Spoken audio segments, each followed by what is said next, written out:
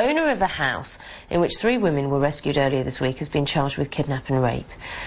Ariel Castro will appear in court later, but his brothers, Pedro and O'Neill, who were also arrested, will not be charged. 2 of the women, Amanda Berry and Gina De Jesus, have now returned home to their families.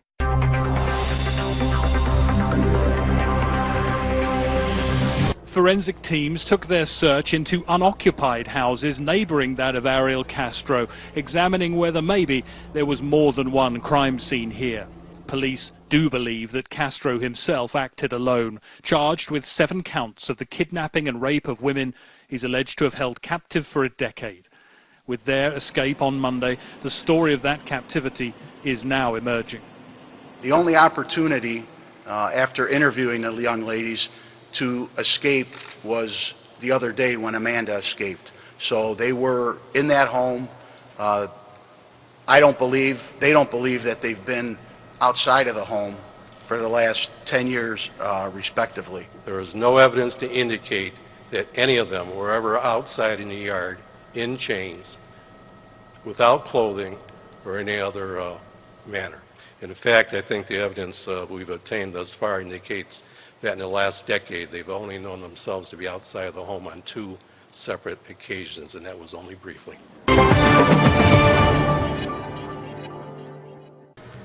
I just signed criminal complaints charging Ariel Castro with 4 counts of kidnapping and 3 counts of rape. These 7 criminal complaints are first-degree felonies. The defendant will be arraigned tomorrow morning in Cleveland Municipal Court, and his case will be transferred over to the Cuyahoga County Court of Common Pleas. The Cuyahoga County Prosecutor's Office will then proceed with the prosecution of these criminal cases. This case will proceed to the Cuyahoga County Grand Jury, at which time I expect will result in indictments on these charges and may result in additional counts. As it relates to Pedro and O'Neill Castro, no charges will be filed against these 2 individuals at this time.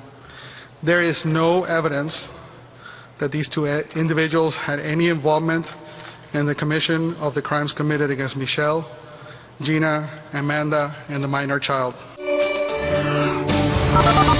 Castro's 2 brothers, Pedro and O'Neill, are not being charged. Authorities say the women were bound while they were in captivity, that there were chains and ropes in the home. We're also getting new details on abuse and abduction allegations against Ariel Castro, which date back at least 8 years. A complaint filed in 2005 against Ariel Castro by Grimilda Figueroa, then listed as the natural parent of his child, claims Castro broke her nose twice, broke her ribs, gave her lacerations, knocked out a tooth, gave her a blood clot on the brain.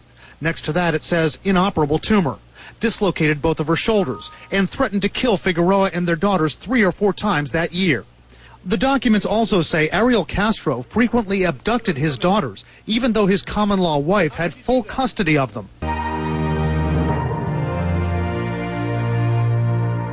Investigators searching Ariel's house have found some items which paint a disturbing picture of the girls' captivity. We have confirmation that they were bound and there was chains and ropes in the home. Local police have been criticised by Castro's neighbours, who say they previously reported suspicious behaviour at the house. The police chief has confirmed officers went to the address twice in the past 13 years, but for incidents unrelated to the girls' disappearances. The women now head down the long road to recovery, with their loved ones right beside them. After years of torment and the anguish of the unknown, finally cause for celebration.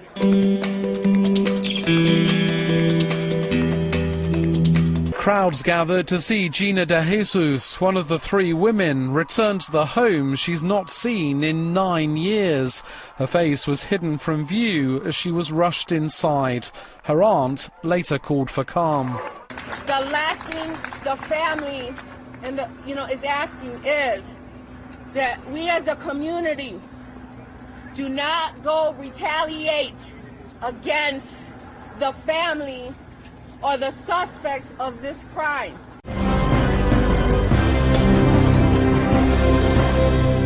The women went missing between 2002 and 2004, when they were between 14 and 20 years old. Officers discovered them in a house in Cleveland. They say the victims had been bound with ropes and chains. The women say they were only allowed to leave the house twice during all those years in captivity. Residents of the area have criticized police.